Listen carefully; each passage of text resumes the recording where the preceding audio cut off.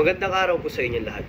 Sa mga oras na ito, nais ko pong talakayin ang isang napakahalagang issue na kinakaharap natin bilang mga mamamayan ng ating bansa at ng buong mundo. Ang pangangalaga sa kalikasan.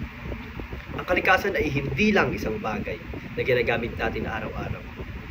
Ito rin ay may malaking epekto sa ating kinabukasan at sa mga susunod pang henerasyon. Habang patuloy tayo sa pagtamasa ng mga biyaya ng kalikasan, may mga pagkakataon na nakakalimutan nating tuparin ang mga responsibilidad na kaakibat ng ating mga karapatan.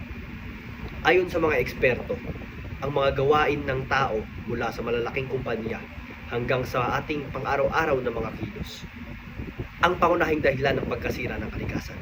Ang mga pagbabago sa klima, mga matitinding bagyo, at ang mga tagtuyot ay ilan lamang sa mga epekto ng ating kapabayaan.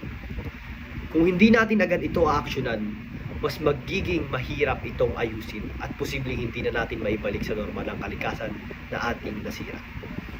Ngunit may magagawa tayo upang mapigilan ang mas malalang epekto ng ganitong sitwasyon.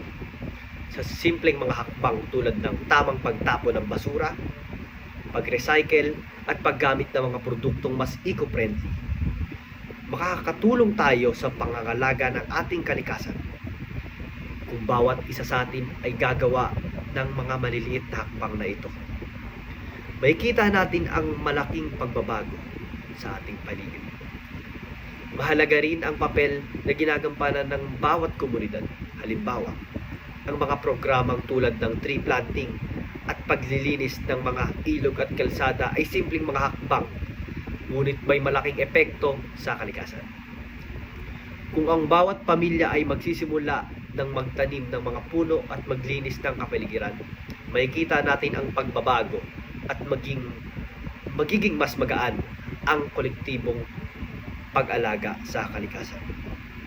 Gayunpaman, hindi sapat ang mga personal na aksyon lang. Kailangan din natin ng mga tamang polisiya mula sa ating mga lider. Mahalaga ang mga batas na magsusulong ng pangangalaga sa kalikasan, tulad ng pagbabawal sa mga single-use plastics at pagpapalakas ng mga programang pangkalikasan. Kailangan din ng mas mahigpit na implementasyon at pagkakaisa mula sa iba't ibang sektor ng lipunan upang maging matagumpay ang mga hakbang na ito.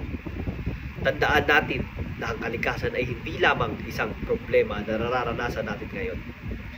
Ang pagtuloy na pagkasira nito ay nagdudulot ng isang crisis na makakaapekto sa mga susunod pang henerasyon.